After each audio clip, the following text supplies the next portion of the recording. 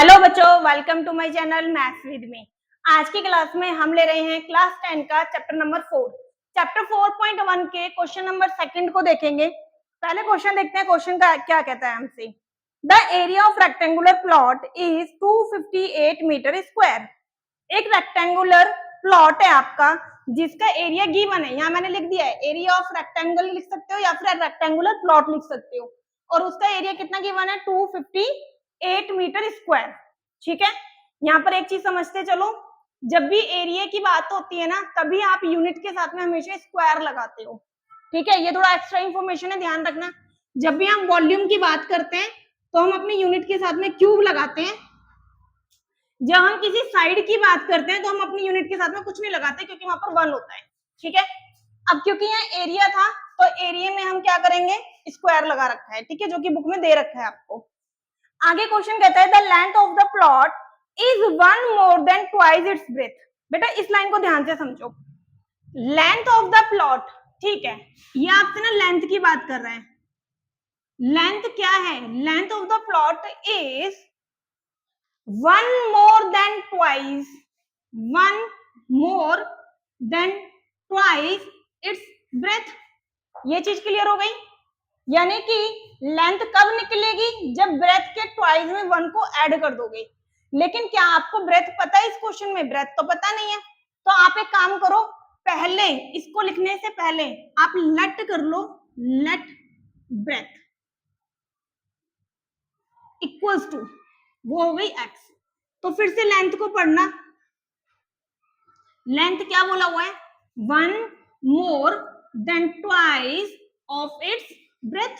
Twice का मतलब हो गया 2 से मल्टीप्लाई करना था ब्रेथ को। तो आप इसको यूं लिख सकते हो, और अगर आप ऐसे भी लिखोगे तो दोनों बातें सेम है, क्योंकि प्लस का साइन था। ठीक है, we need to find length and breadth of the plot. आपको इस प्लॉट की लेंथ और ब्रेथ अगर फाइंड करनी है तो आपको इस सिचुएशन को रिप्रेजेंट करना है एक क्वाड्रेटिक इक्वेशन में। फाइंड नहीं करनी है, वैल्यू फाइंड नहीं करनी है आपको, सिर्फ क्वाड्रेटिक इक्वेशन बनानी है आपको, जिसकी हेल्प से आप लेंथ और ब्रेथ को फाइंड कर सकते हो। ठीक है, क्वेश्चन में देखो हमें एक इंफॉर्मेशन एरिया की गिवन थी, तो आप एरिया का ही फॉर्मूला लगाओगे। ठीक है, एरिया का फॉर्मूला क्या होता है, रेक्टेंगल के एरिया का फॉर्मूला होता है 2 ब्रैकेट, नहीं, रेक्टेंगल के एरिया का फॉर्मूला होता है L इंटू बी। ठीक है, अब बताओ मुझे लेंथ कितनी थी, लेंथ हमारी ये थी 2x प्लस 1, और ब्रेथ क्या थी, ब्रेथ हमारी x थी, और एरिया आपको गिवन था, तो एरिया के नीचे एरिया वाला नंबर लिख दो। क्लियर है इतना। आगे देखो, 258 को मैंने ऐसे ही छोड़ा, इसको मल्टीप्लाई करो। ध्यान रखो, जब ब्रैकेट के बाहर कोई नंबर होता है विदाउट किसी साइन के, तो आप इसको मल्टीप्लाई करते हो ब्रैकेट के अंदर के सभी साइन, सभी नंबर से।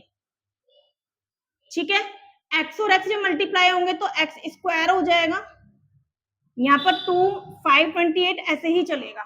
ठीक है, अब क्योंकि क्वाड्रेटिक इक्वेशन बनानी थी तो इस नंबर को आप यहाँ पर ले आओगे राइट हैंड साइड में, तो इक्वल टू में 0 रह गया। क्लियर है, आप इसको नॉर्मल क्वाड्रेटिक इक्वेशन की फॉर्म में लिखो, इक्वल टू 0। तो जो आपसे क्वाड्रेटिक इक्वेशन पूछी गई थी वो क्वाड्रेटिक इक्वेशन ये है। आप इसको अगर सॉल्व करोगे तो आपको लेंथ और ब्रेथ मिल जाएंगी। क्लियर, चलिए नेक्स्ट क्वेश्चन देखते हैं, question number second. Question second में बोला गया है the production of 2 consecutive number is 306।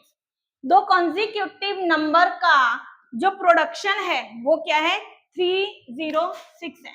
ठीक है, ये क्वेश्चन नंबर सेकंड है हमारा। तो बेटा यहाँ पर आपको ना ये पता होना चाहिए कॉन्जिक्यूटिव नंबर होते क्या है। कॉन्जिक्यूटिव नंबर होते हैं जो एक नंबर के जस्ट बाद वाला नंबर होता है। जैसे मैंने बोला कि 5, तो आप नेक्स्ट नंबर अपने आप एज्यूम कर लेना वो 6 ही होगा, क्योंकि जस्ट उसके बाद वाला। मैंने बोला फर्स्ट नंबर है 10, तो आप एज्यूम कर पाओगे कि नेक्स्ट जो नंबर होगा वो 11 ही होगा। ठीक है, तो हमें नहीं पता है ना एक्चुअल में कि फर्स्ट नंबर क्या है, तो आप लेट कर लोगे यहाँ पर फर्स्ट नंबर, वो हो गया x। तो बताओ फिर मुझे सेकंड नंबर क्या हो जाएगा, 2 ही तो बोले थे ना उसने, सेकंड नंबर x प्लस 1 ना, क्योंकि नेक्स्ट नंबर निकालने के लिए आप क्या करोगे, प्लस 1 ही तो कर रहे हो। जब मैंने बोला 10 तो आपने बोला 11, यानी कि प्लस 1 हो गया। क्लियर है? अब इन दोनों नंबर का बोला गया था प्रोडक्शन, तो दोनों को करो प्रोडक्ट। कैसे निकालोगे? पहला नंबर मल्टीप्लाई बाय दूसरा नंबर, और वो हमें दे रखा था 306। क्लियर है? अगेन ब्रैकेट के बाहर का कोई भी नंबर ब्रैकेट के अंदर के दोनों नंबर से मल्टीप्लाई होगा। अभी मैंने आपको मल्टीप्लाई करके दिखा दिया है, बस इसको इससे मल्टीप्लाई में लिखा प्लस। अब इस x को 1 से मल्टीप्लाई कर दोगे, ठीक है? जब x को x से मल्टीप्लाई करेंगे तो हो जाएगा x स्क्वायर, और इसको मल्टीप्लाई करेंगे तो x ही आएगा ना, 306। तो ये आपकी बन गई है वो क्वाड्रेटिक इक्वेशन जिसको सॉल्व करके, एक मिनट, जिसको सॉल्व करके आप दोनों कंसेक्यूटिव नंबर निकाल सकते हो जिनका प्रोडक्शन 306 आएगा। क्लियर है क्वेश्चन? चलिए अब देखते हैं क्वेश्चन नंबर 3। क्वेश्चन 3 में क्या कहता है? Rohan's mother is 26 year older than him. Rohan की मदर 26 ईयर ओल्डर हैं रोहन से। The product of their age is after 3 year will be 360। तो क्वेश्चन को जरा ध्यान से समझना। अगर हम बात करते हैं अभी की, तो रोहन की मदर रोहन से 26 ईयर जो है ओल्डर है, लेकिन अब वो बात करता है प्रोडक्ट की आफ्टर 3 ईयर की। जो प्रोडक्शन दिया हुआ है वो दिया हुआ है आफ्टर 3 ईयर का। चलिए आफ्टर 3 ईयर पहुंचने से पहले एज वाले जितने भी क्वेश्चंस होते हैं ना, सबसे पहले आप लेट किया करो प्रेजेंट एज को, ठीक है? Let Rohan's present age. Present age, देखो क्यों लेट करी है ना प्रेजेंट एज? पहली बात तो उसकी मदर की एज प्रेजेंट एज के हिसाब से दे रखी थी। दूसरा, जब आपको आफ्टर या बिफोर दे दे, आप पहले जाओ प्रेजेंट एज पे, फिर माइनस या प्लस करके आप बिफोर या आफ्टर पे इजीली जा सकते हो। जैसे मैंने बोला आज आपकी एज है 20 ईयर, तो बताओ 3 ईयर आफ्टर कितनी हो जाएगी? तो 3 ईयर आफ्टर आप अपनी एज में 3 को ऐड कर दोगे। क्लियर है? अब मैंने बोला कि 3 ईयर बिफोर आपकी एज कितनी थी, तो आप उस केस में 3 को माइनस कर दोगे आज की एज में से। ये चीज क्लियर? इसीलिए प्रेजेंट एज पहले एक्सलेट कीजिए, बाद में देखो कि वो कितने ईयर आफ्टर या बिफोर आपसे पूछ रहा है। अब रोहन की अगर एज है एक्स, तो आप बता सकते हो उसकी मदर की एज, वो भी आपको हिंट दिया हुआ है। Mother age, mother 26 year more है, ठीक है, ओल्डर है, तो आप इसमें ऐड कर दोगे 26। क्वेश्चन क्लियर हो गया? अब बात करते रहे 3 ईयर आफ्टर, ठीक है? तो बेटा 3 ईयर्स आफ्टर रोहन की एज कितनी हो जाएगी? रोहन की एज हो जाएगी, आप 3 ऐड कर दोगे प्रेजेंट एज में, जो रोहन की प्रेजेंट एज थी। और सेम 3 ईयर आफ्टर मदर भी तो बड़ी हो जाएगी ना, मदर थोड़ी ना है कि छोटी रहेंगी। तो मदर की एज में भी, मदर की प्रेजेंट एज ये थी, तो मदर की एज में भी 3 को ऐड कर दो। क्लियर? यानी कि ये हो जाएगी x प्लस 29। अब आगे बढ़ते हैं। अब 3 ईयर बाद का उनका प्रोडक्शन दिया हुआ था, तो अब ये 3 ईयर बाद वाले ही केस में हम लिखेंगे कि इनकी एज का जो प्रोडक्ट है, प्रोडक्ट ऑफ एज, वो कितना है? 306 नहीं 360, ठीक है? तो बताओ 3 साल के बाद रोहन की एज क्या थी? ये वाली थी ना, ध्यान से देख लेना, कंफ्यूज मत होना।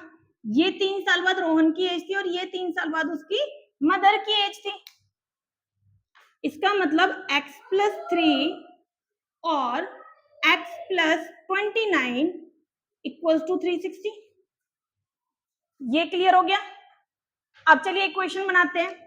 जब दो ब्रैकेट आते हैं तो पहली ब्रैकेट का फर्स्ट नंबर लिख के सेकंड वाला ना पूरे वाला ब्रैकेट लिख दिया करो, ठीक है? देन फर्स्ट ब्रैकेट का सेकंड नंबर और second whole bracket equals to में 360 ही चलता रहेगा। चलिए मल्टीप्लाई कीजिए, x को x से मल्टीप्लाई करेंगे तो आएगा x स्क्वायर, x को 29 से मल्टीप्लाई करेंगे तो 29x आ जाएगा, 3 को x से मल्टीप्लाई करेंगे तो 3x, अब 29 को 3 से मल्टीप्लाई कर लीजिए 87, इक्वल टू 360, ठीक है। एक्स स्क्वायर इनको ऐड कीजिए तो हो जाएगा 31 32x, और 360 को इधर ले आइए, माइनस हो जाएगा ना, इक्वल टू, ठीक है।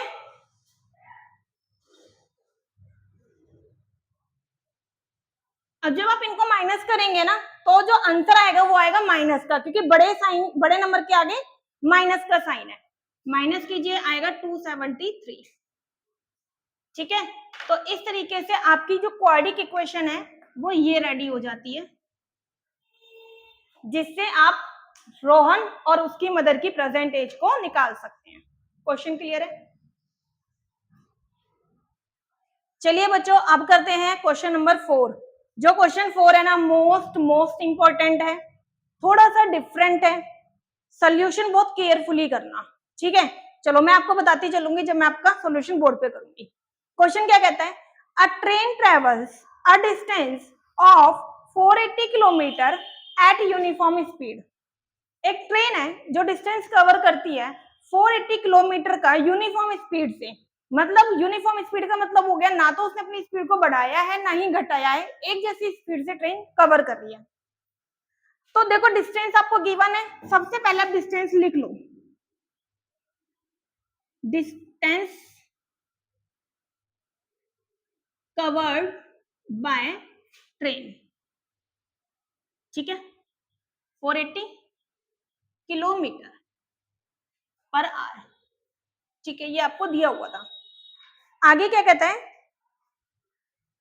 If speed has been 8 kilometre per hour less. अब आपने ट्रेन की स्पीड को कम कर दिया 8 किलोमीटर पर आवर के अकॉर्डिंग। ये पर आवर नहीं है बेटा, टोटल डिस्टेंस है। तो अब स्पीड को कम करने से पहले ये तो पता हो कि स्पीड ट्रेन की थी कितनी, तभी तो आप उसको कम करोगे। यहाँ स्पीड नहीं दे रखी है तो आप यहाँ पर लेट कर लो, let speed equals to x. इतना क्लियर है? अब इसने बोला है आपको स्पीड को कम करने के लिए, तो बेटा मैं आपको ना इजी करने के लिए इस क्वेश्चन को ना दो पार्ट में ऐसे ही कर रही हूँ, आप समझने के बाद इस वाले पार्ट को नीचे ही करना, ठीक है। चलिए अब स्पीड को कम कर रहे हैं, लेकिन क्या डिस्टेंस चेंज हो रहा है? नहीं ना, डिस्टेंस तो अभी भी उतना ही है। तो आप यहाँ पर लिख लेना अगेन डिस्टेंस, सेकेंड सिचुएशन में डिस्टेंस तो वही यही कवर कर रही है 480, लेकिन स्पीड जो है ना वो कम हो गई है, कम हो गई है। और कितनी कम बताई उसने? 8 किलोमीटर। ये चीज क्लियर है? आगे क्वेश्चन क्या कहता है, then it would have take 3 hour more to cover the same distance. जब आपने इसकी स्पीड को कम किया तो सेम डिस्टेंस को कवर करने के लिए वो 3 आवर मोर ले रही है। भाई स्पीड कम है तो टाइम तो ज्यादा लेगी लेगी, यहाँ पर स्पीड ज्यादा थी तो यहाँ पर टाइम कम ले रही थी, यहाँ स्पीड कम कर दी तो टाइम बढ़ जाएगा। ये चीज क्लियर हो गई? We need to find speed of the train, आपको स्पीड निकालनी है जो कि हमने लेट कर ली है। अब इस क्वेश्चन में आपको बीच में टाइम को लेकर कुछ बात की गई है, तो पहले तो ये देखो कि भाई टाइम कितना लिया है, टाइम टेकन बाय ट्रेन, ठीक है। टाइम को निकालने का एक फॉर्मूला होता है, हम सिंपल लिखते हैं time equal to distance by speed, time equals to distance by speed, इसको ध्यान रखना। तो चलिए मैं अपनी इस सिचुएशन को इस वाले फॉर्मूले में फिट करती हूँ। टाइम पता नहीं है हमें, डिस्टेंस 480 था और स्पीड हमारी x थी। ये चीज क्लियर है? चलिए मैं यहां पर भी टाइम निकाल देती हूँ। यहां पर टाइम कितना ले रही होगी? सेम डिस्टेंस अपॉन में स्पीड आ जाएगा, तो ये हो गया 480 बाय 8 माइनस एक्स। मैंने क्या करा है, मैंने दोनों ही सिचुएशन को साथ में लेके चला कि भाई यहाँ पे डिस्टेंस इतना है, यहाँ पर भी इतना है। अगर स्पीड कम नहीं थी तो ये सिचुएशन थी, स्पीड कम हो गई तो ये सिचुएशन थी। जब स्पीड कम नहीं थी तो टाइम उसने इतना लिया होगा, जब स्पीड कम हो गई तो टाइम उसने इतना लिया होगा। दो ही सिचुएशन है आपके क्वेश्चन में, मैंने दोनों को साथ में ले लिया है। अब जरा क्वेश्चन देखो बेटा, जब उसकी स्पीड कम हुई तो उसने 3 घंटे ज्यादा लिए ना, यानी कि यहां पर ये टाइम टेक्स 3 आवर मोर। ठीक है, ये मैंने जस्ट एक आपको ना माइंड में रखने के लिए लिख दिया है, काम कुछ भी नहीं है इसका। अब आ जाइए अकॉर्डिंग टू क्वेश्चन पे। इतना क्वेश्चन करने के बाद अब आप लेंगे अकॉर्डिंग टू क्वेश्चन। क्वेश्चन क्या कहता है जरा वो देखो। पहले दोनों के टाइम को ना इक्वल रख लो। एक टाइम उसने ये लिया था, ठीक है, और एक टाइम वो ये वाला ले रही थी जब स्पीड को कम कर दिया था। ठीक है, जब स्पीड कम थी तो टाइम ज्यादा लिया। ठीक है, मुझे दोनों को इक्वल करना है तो आप टाइम यहां पर ज्यादा कर दो। फिर से समझना, यहां पर स्पीड कम थी, कम की, तो टाइम इसने ज्यादा लिया होगा। इसका मतलब ये ट्रेन पहले पहुंच गई होगी ना, 3 घंटे पहले पहुंची होगी ये वाली ट्रेन। मैं ये चाहती हूँ दोनों एक साथ पहुंचे, तो आप 3 घंटे इसमें टाइम को बढ़ा दोगे। क्लियर हो गया? अब अपना नॉर्मल क्वेश्चन करो जैसे आप अपना मैथमेटिकल क्वेश्चंस को सॉल्व करते हो। ये नंबर है एक्स वाला है, इसको लेफ्ट हैंड साइड ले आइए तो ये हो जाएगा माइनस में। ये विदाउट एक्स है, इसको राइट हैंड साइड ले जाइए, ये हो जाएगा -3। बेटा स्टेप्स को कंफ्यूज मत करना, ये मेरा फर्स्ट स्टेप था, ये वाला मेरा सेकंड स्टेप था, देन मैंने ये वाला अपना थर्ड स्टेप किया है, और अब मैं आपको सॉल्व करके यहाँ पर फोर्थ स्टेप दिखा रही हूँ। ठीक है, ये क्वेश्चन यहीं से कंटिन्यू चल रहा है मेरा। इसके बाद आप इसके बाद क्या करोगे, एलसीएम लोगे ना दोनों का, है ना? तो एलसीएम लोगे तो क्या आ जाएगा, मैं यहां पर ले लूं एलसीएम या फिर यही लेती हूँ?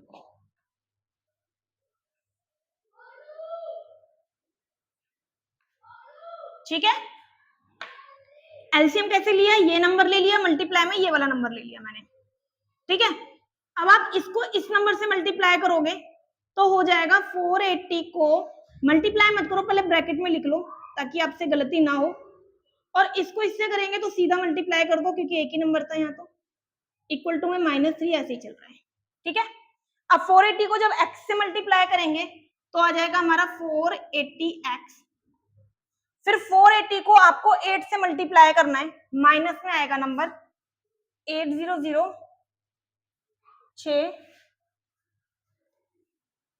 36। ठीक है, और माइनस में 480 ऐसे ही बच गया मेरा, और डिवाइडेड बाय, इसको अभी मैं ऐसे ही लिख रही हूँ, या फिर एक काम करो, ये डिवाइड का नंबर है ना, ये इक्वल जाकर के मल्टीप्लाई हो जाएगा -3 से, तो -3 से मल्टीप्लाई कर दिया मैंने, -3x से मल्टीप्लाई हो जाएगा तो -3x आ जाएगा, और ब्रैकेट में जो x -8 है ना, ये एज इट इज रह जाएगा, ये समझ लो। अब इधर देखो, 480 से 480 कट हो गया क्योंकि ये प्लस का था, ये माइनस का था, बचेगा 3640 इक्वल्स टू में, इसको मल्टीप्लाई कर ले तो -3x² माइनस माइनस हो जाएगा प्लस, 8 को 3 से मल्टीप्लाई करेंगे 24x।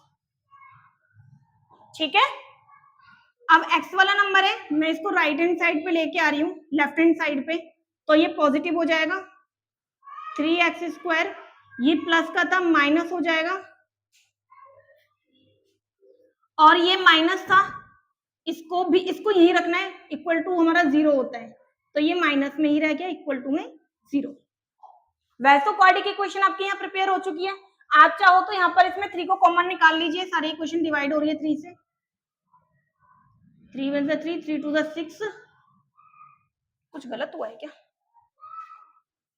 3 1 3, कहीं कैलकुलेशन गलत हुई है, रुको,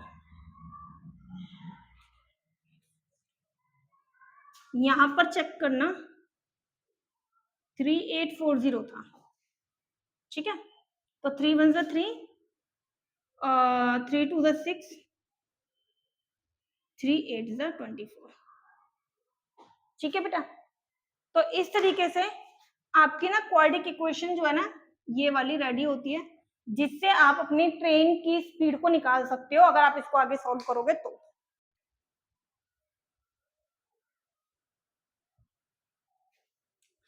इस तरीके से आज ये एक्सरसाइज हमने कंप्लीट की है। हो सकता है जब आप इसका सोल्यूशन करो ना कहीं आप अपने अकॉर्डिंग जब करने बैठोगे तो कहीं ना कहीं सोल्यूशन थोड़ा सा होते हुए स्टेप अलग हो जाए। अगर आपको कंफ्यूजन होती है तो आप मुझे कमेंट करना, मैं आपके सोल्यूशन को उस तरीके से भी कराने की कोशिश करूंगी। अगर आपको मेरी वीडियो अच्छी लग रही है, मेरा पढ़ाया हुआ समझ में आ रहा है, तो इसको अपने फ्रेंड्स को शेयर कीजिए, मेरे व्यूज बढ़वाइए और अपने फ्रेंड्स की हेल्प कीजिए। Thank you.